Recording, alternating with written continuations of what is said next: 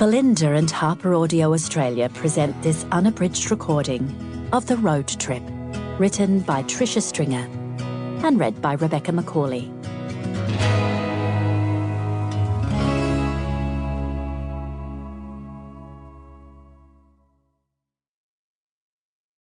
For Harry and Archie.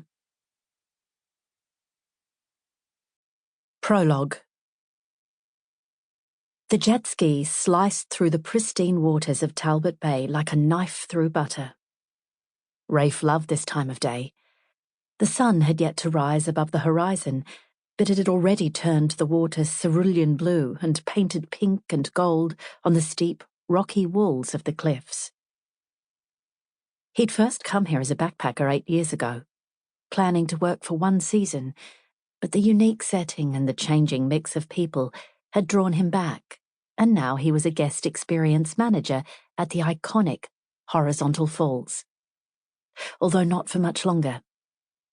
Tourist operations like the one he worked for were being curtailed or shut down, but for now, he breathed in the peace and serenity of the remote north of Western Australia and appreciated how lucky he was. He headed across the vast expanse of the bay towards the anchored vessel that housed the 18 guests who'd stayed overnight. They'd been the usual mix of overseas and Australian tourists, who'd paid well for the bucket list experience.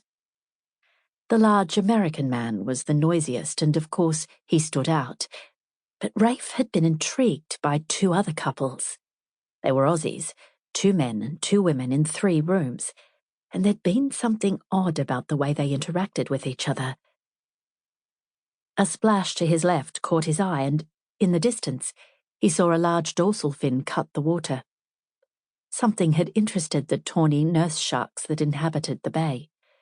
They were usually docile during the day, and hand-feeding them was one of the main activities each afternoon, but now quite a group of them were gathered around something about 15 metres from the vessel. He cut the throttle right back and turned the nose of his jet ski towards the prowling sharks. Gliding closer, he frowned and lifted his sunglasses. He blinked, but nothing changed. There was definitely a body in the water, arms akimbo, eyes closed as if they were relaxing instead of being buffeted by the pack of sharks. Rafe's heart went to his mouth, and he took a deep breath to stop his breakfast doing the same. Then a single shriek pierced the morning air. 1. From under the restaurant canopy, Sharyn eyed the dark clouds on the horizon. The late April day had been warm, but now a storm was building over Adelaide and the air was oppressive. She glanced out over the calm waters of the lake. Perhaps the storm would bypass them, slip down the Gulf and out over Kangaroo Island on its way east. "Yoo-hoo, Sharyn! Did you hear me?" She flicked her gaze back to the table, the remains of their long lunch still evident. 3 sets of eyes were fixed on her: Ruth, Gail, and Anne, her best friends. They'd all been newly married when they'd first met years ago. They'd just bought their first homes in suburbs neighbouring the newly developed and trendy West Lakes. Together they'd followed every trend since. "You've got plans already, haven't you?" Ruth gushed excitedly from across the table. Sharyn frowned. "Plans? For your 60th? Gail wriggled her eyebrows. "You're being evasive. You've been saying for ages you want to do something different for this birthday, but you haven't suggested a thing." "Well, it's not until the end of June." Anne leaned in. "But that's only 2 months away. You must have started planning." "We're all keeping our calendars clear, aren't we, girls?"